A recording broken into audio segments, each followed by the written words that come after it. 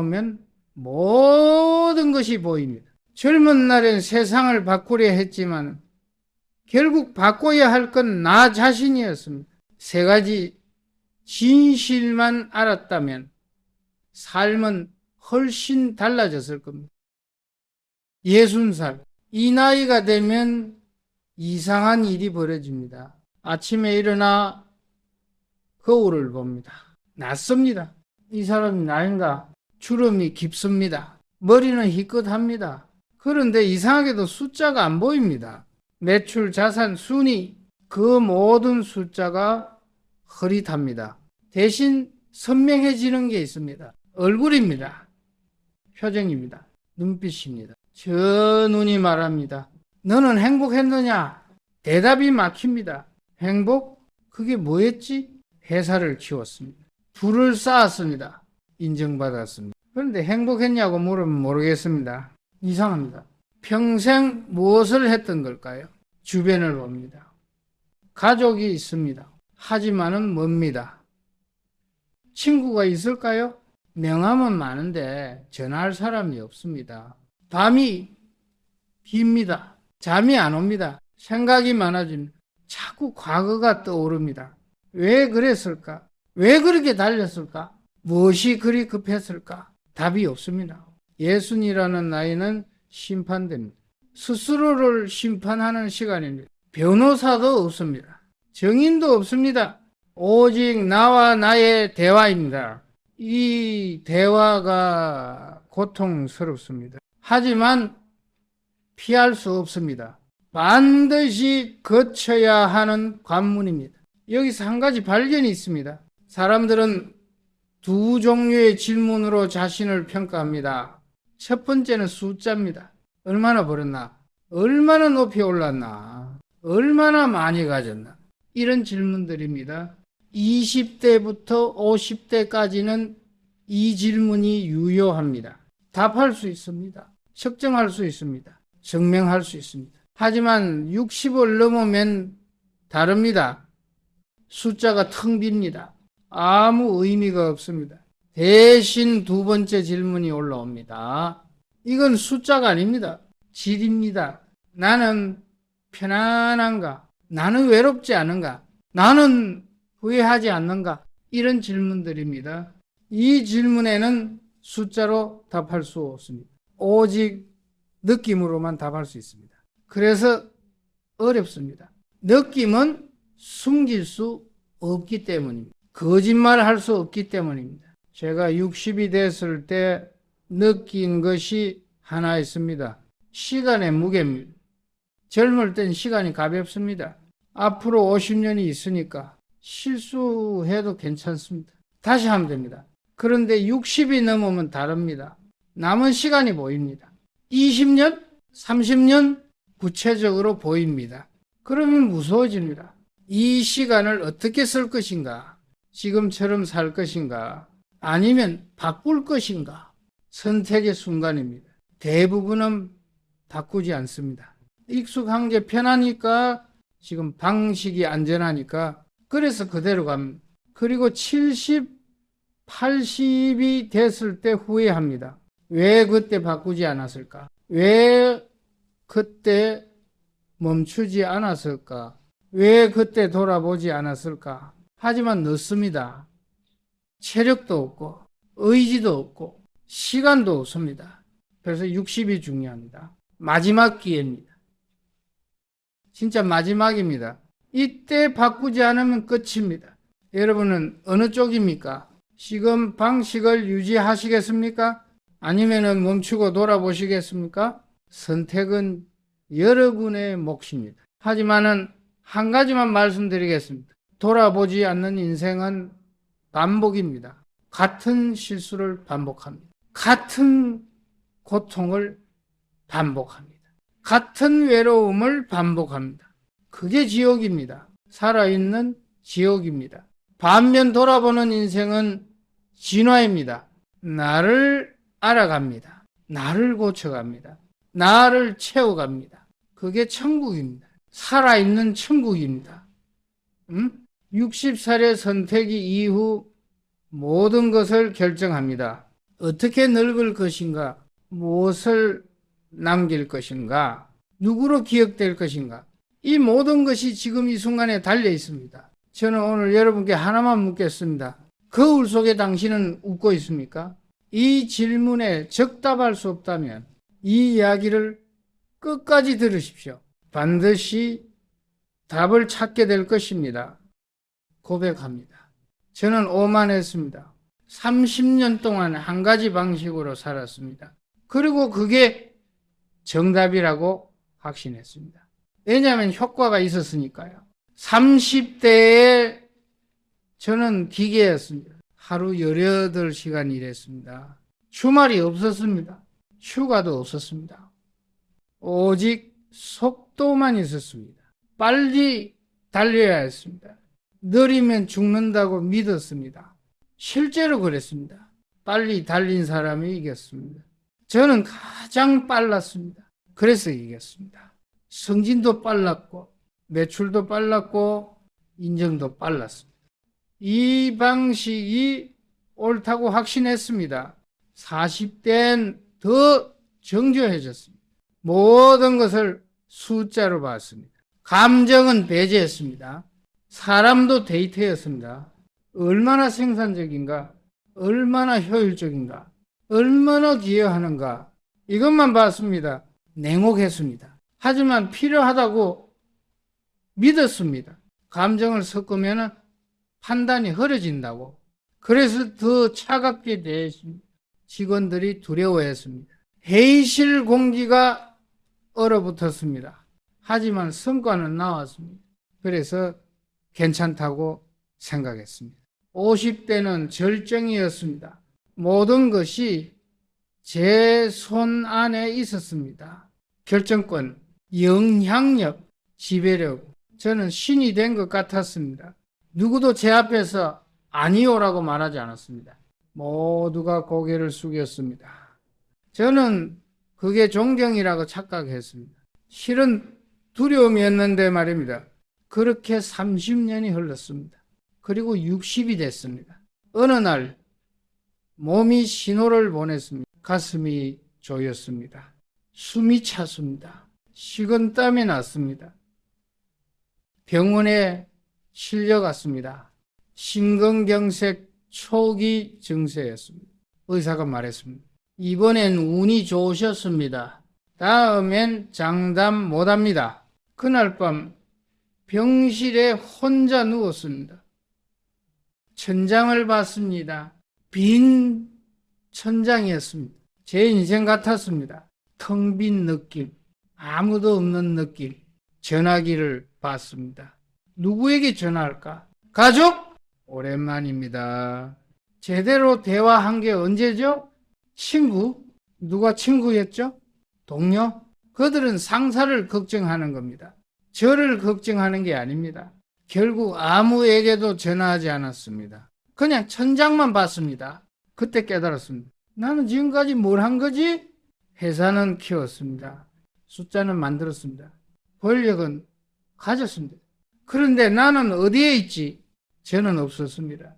30년 동안 나를 지웠습니다.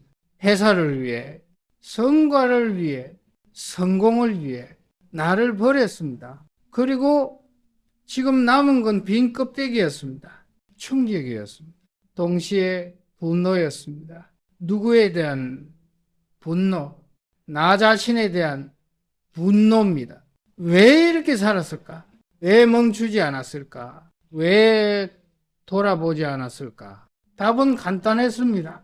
두려웠기 때문입니다. 멈추면 뒤처질 것 같았습니다. 돌아보면은 약해 보일 것 같았습니다. 그래서 계속 달렸습니다. 앞만 보고 달렸습니다. 그게 용기라고 착각했습니다. 실은 도피였는데 말입니다. 무엇으로부터의 도피? 나 자신으로부터입니다. 나를 마주하기 두려웠습니다. 나의 약함을, 나의 외로움을, 나의 공허함을, 이 모든 걸 보기 싫었습니다. 그래서 바쁘게 살았습니다. 바쁘면 생각할 시간이 없으니까. 생각하지 않으면 아프지 않으니까. 하지만 병원 침대는 강제로 멈추게 합니다. 도망갈 곳이 없습니다. 오직 나와 나의 대면입니다. 그게 고통스러웠습니다. 동시에 해방이었습니다. 이제 더는 도망치지 않겠다고 결심했습니다. 나를 마주하겠다고, 나를 인정하겠다고, 나를 고치겠다고, 그날이 제 진짜 인생의 시작이었습니다. 여러분께 묻습니다. 지금 달리고 계십니까? 앞만 보고 달리고 계십니까? 그렇다면 잠시 멈추십시오. 뒤를 돌아보십시오. 무엇을 놓치고 있는지 보십시오. 멈추는 게 약함이 아닙니다. 오히려 용기입니다. 진짜 용기는 속도가 아니라 방향입니다. 세상에는 두 종류의 자산이 있습니다. 첫 번째는 교환 가능한 자산입니다. 낸 돈, 명예, 권력 이런 것들은 주고받을 수 있습니다. 이러도 다시 얻을 수 있습니다.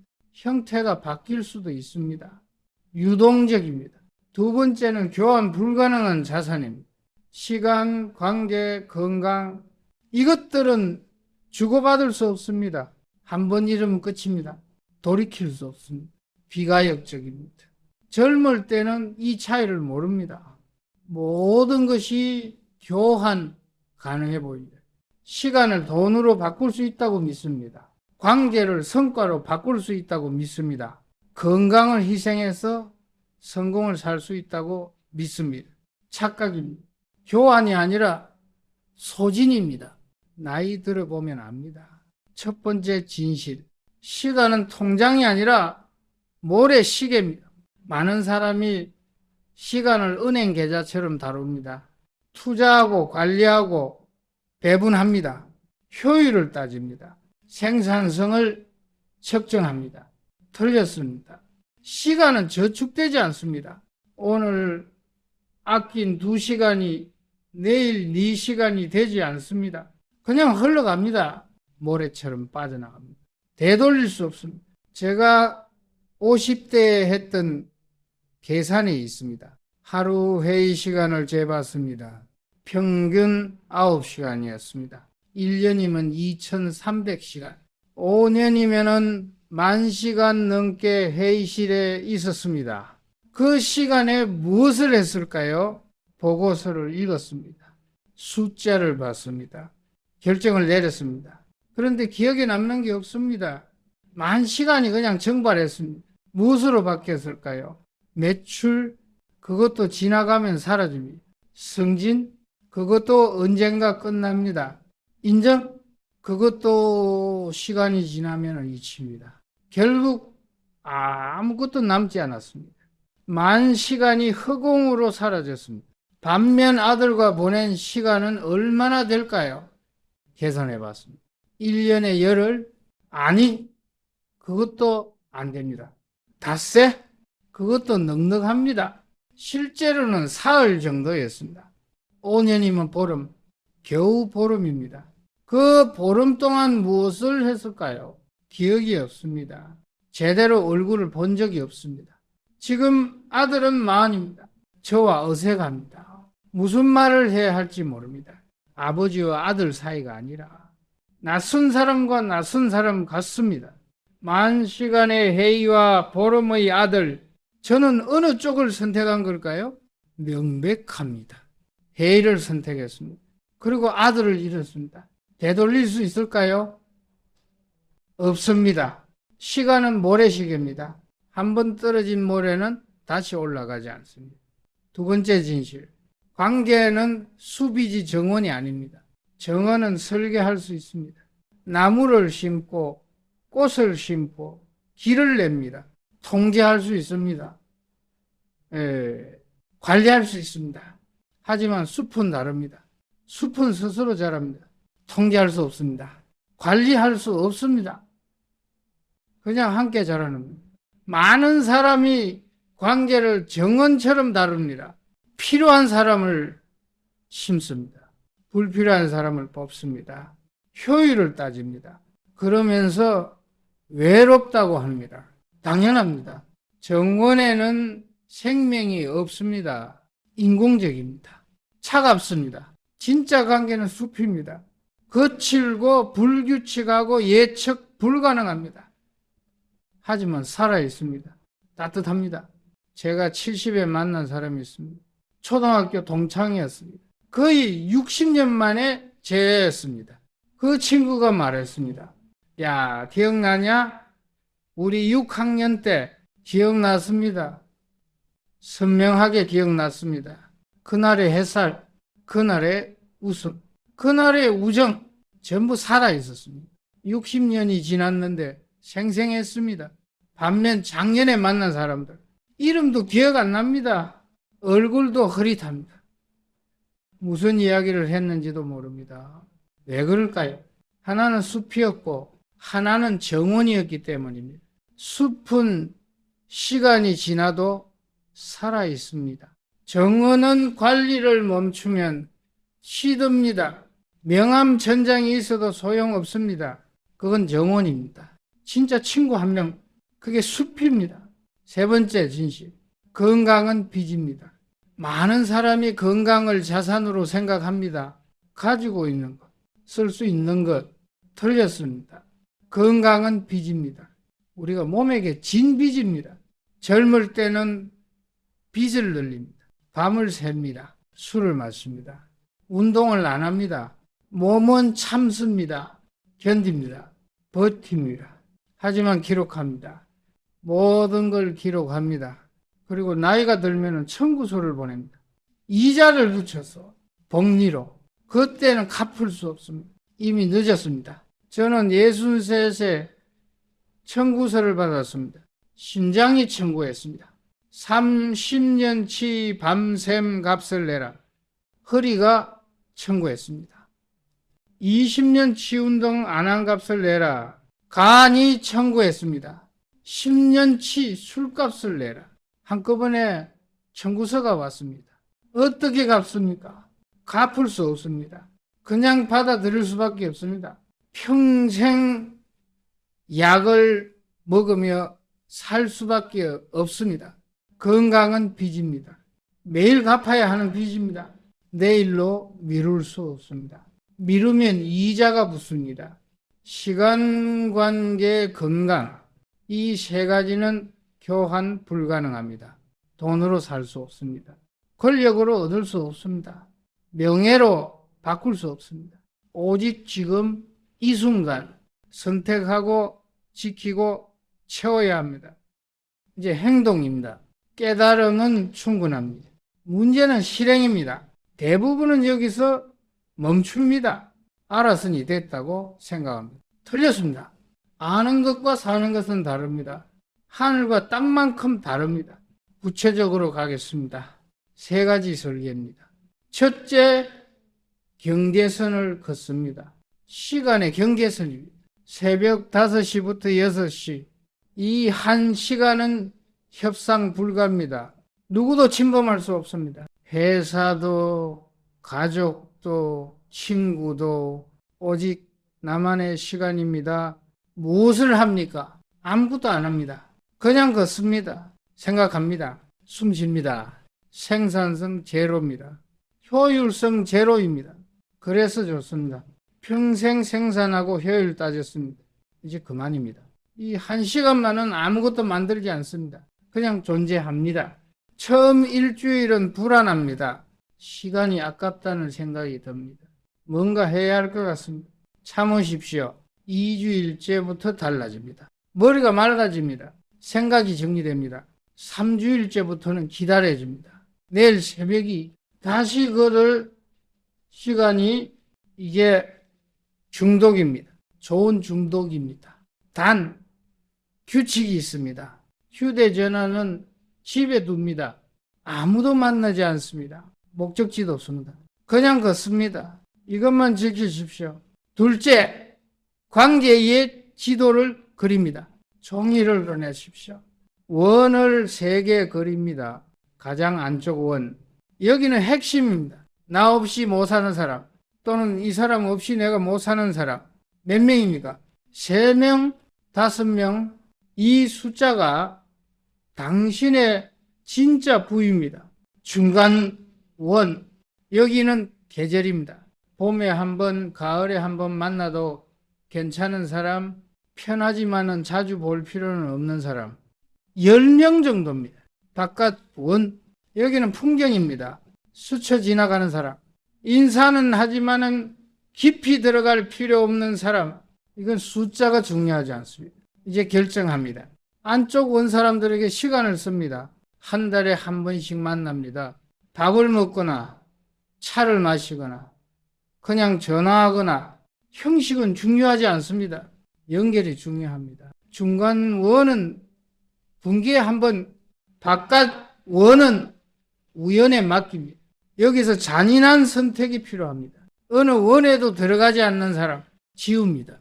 연락처에서 지웁니다. SNS에서 지웁니다. 미안해할 필요 없습니다. 그 사람도 당신을 지웠을 겁니다. 이미 오래전에 지난해 저는 500명을 지웠습니다. 남은 사람은 18명. 처음엔 불안했습니다. 네트워크가 무너지는 것 같았어요. 한 달 지나니 개운했습니다. 3달 지나니 가벼웠습니다. 6개월 지난 지금은 확신합니다. 이게 맞다고, 18명으로 충분하다고, 아니 넘친다고.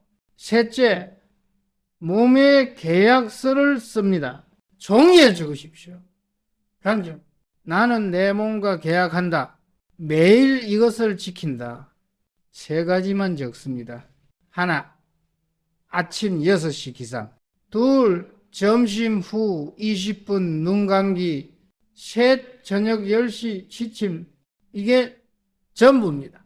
운동이 없습니다. 식단이 없습니다. 영양제도 없습니다. 왜냐하면 그건 나중입니다. 먼저 리듬을 잡아야 합니다. 몸의 리듬, 잠과 깨의 리듬. 이 리듬이 잡히면은 나머지는 저절로 따라옵니다. 배가 고프면은 먹고 싶어집니다. 몸이 뻐근하면은 움직이고 싶어집니다. 자연스럽게 됩니다. 억지로 할 필요가 없습니다. 단 리듬은 매일 지켜야 합니다. 휴일도 마찬가지입니다. 여행 가서도 마찬가지입니다. 예외가 없어야 습관이 됩니다. 작년 제 이야기입니다. 사흘간 리듬을 깼습니다. 손자 돌잔치 때문이었습니다. 늦게 자고 늦게 일어나고 낮잠도 못 잤습니다. 나흘째 되니 몸이 무너졌습니다. 소화가 안 됐습니다. 머리가 아팠습니다. 짜증이 났습니다. 일주일 걸려 회복했습니다. 그 뒤로 절대 안 깹니다. 손자보다 리듬이 우선입니다. 냉정하게 들립니까? 하지만 이게 현실입니다. 내가 무너지면 손자도 볼 수 없습니다. 나를 지켜야 모두를 지킵니다. 3가지 정리합니다. 경계선, 새벽 1시간을 사수하라. 관계지도, 세계원으로 나누고 집중하라. 몸의 계약, 리듬을 매일 지켜라. 이것만 하십시오. 1년 하십시오. 보장합니다. 당신은 완전히 다른 사람이 됩니다. 더 가볍고 더 또렷하고 더 평온한 사람이 됩니다. 저를 믿으십시오. 제가 그렇게 됐습니다. 끝입니다. 하지만 진짜 시작입니다. 여러분의 시작입니다. 마지막으로 하나만 말씀드리겠습니다. 손을 펴십시오. 지금 손에 쥔 것이 뭡니까? 돈입니까? 명예입니까? 권력입니까? 그것들이 당신을 행복하게 합니까? 아니라면 놓으십시오. 단순합니다. 쥐고 있으면 새 것이 들어올 수 없습니다. 손을 비워야 채워집니다. 역설입니다. 하지만 진실입니다. 제가 70에 경험한 일입니다. 주식을 정리했습니다.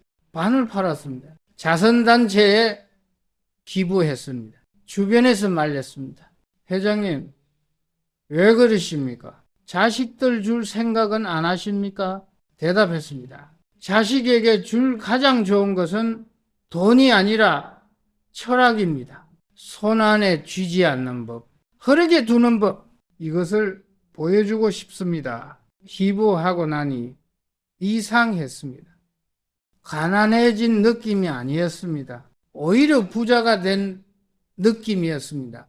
가벼웠습니다. 짐을 내려놓은 느낌, 오래된 빚을 갚은 느낌, 편안했습니다. 그날 밤 잠이 잘 왔습니다. 수십 년 만에 제대로 잔 것 같았습니다. 아침에 일어나니 선명했습니다. 모든 것이 선명했습니다. 나무가 보였습니다. 하늘이 보였습니다. 새소리가 들렸습니다. 평생 옆에 있었는데 처음 봤습니다. 그동안 뭘 본 겁니까? 숫자만 봤습니다. 보고서만 봤습니다. 권력만 봤습니다. 정작 세상은 안 봤습니다. 내려놓으니 보였습니다. 세상이 이렇게 아름다웠구나. 삶이 이렇게 풍요로웠구나. 부끄러웠습니다. 왜 진작 몰랐을까? 왜 이렇게 늦게 알았을까? 하지만 지금이라도 알았으니 다행입니다. 여러분은 저보다 빨리 아셨으면 합니다. 손을 펴십시오. 쥐고 있는 것 중 하나를 놓으십시오. 오늘 하나, 내일 하나. 하나씩 놓다 보면 어느새 손이 텅 빕니다. 그때 비로소 받을 수 있습니다. 진짜 중요한 것을, 햇살을, 바람을, 미소를, 이런 것들을, 이게 진짜 부입니다. 돈으로 살 수 없는 부, 권력으로 얻을 수 없는 부, 명예로 바꿀 수 없는 부, 그냥 주어지는 부, 손만 비우면은 주어지는 부, 거울 앞에 서십시오. 거울 속 당신에게 물으십시오. 나는 지금 흐르고 있는가? 아니면 막혀 있는가? 흐르고 있다면 계속 가십시오. 막혀 있다면 뚫으십시오. 어떻게 뚫습니까? 놓으면 됩니다. 쥐인 것을 놓으면 됩니다. 그러면 흐릅니다. 물처럼 흐릅니다. 물은 막으면 썩습니다. 흐르면 맑아집니다. 인생도 똑같습니다. 쌓으면 썩습니다. 나누면은 맑아집니다. 저는 이제 압니다. 인생은 쌓기 게임이 아니라는 것을, 흐름이라는 것을, 강물이라는 것을, 강물은 바다로 갑니다. 도중에 모든 것을 내려놓습니다. 돌도 놓고 나뭇잎도 놓고 흙도 놓습니다. 그렇게 비워지면서 바다에 도착합니다. 그리고 바다가 됩니다. 우리도 똑같습니다. 가는 길에 내려놓습니다. 욕심도 놓고 집착도 놓고 두려움도 놓습니다. 그렇게 비워지면서 마지막에 도착합니다. 그리고 평온이 됩니다. 이게 인생입니다. 여러분께 작은 숙제를 드립니다. 오늘 집에 가십시오. 종이 한 장을 꺼내십시오. 적으십시오. 내가 놓을 것 하나, 구체적으로 적으십시오. 추상적이면 안 됩니다. 불필요한 모임 하나, 부담스러운 약속 하나, 의미 없는 습관 하나, 이렇게 구체적으로 적으십시오. 그리고 내일 실행하십시오. 취소하십시오. 거절하십시오. 끊으십시오. 그게 첫걸음입니다. 비움의 첫걸음입니다. 자유의 첫걸음입니다. 저는 여러분과 함께 걷고 싶습니다. 이 길을, 비움의 길을, 자유의 길을 혼자가 아닙니다. 우리 함께 갑니다. 천천히 갑니다. 조급할 거 없습니다. 남은 시간은 충분합니다. 중요한 건 방향입니다. 지금 올바른 방향으로 가고 있습니까? 그렇다면 계속 가십시오. 아니라면 지금 돌아서십시오. 늦지 않았습니다. 지금이 적기입니다. 여러분의 후반전이 빛나기를 바랍니다. 아니, 확신합니다. 반드시 빛날 것입니다.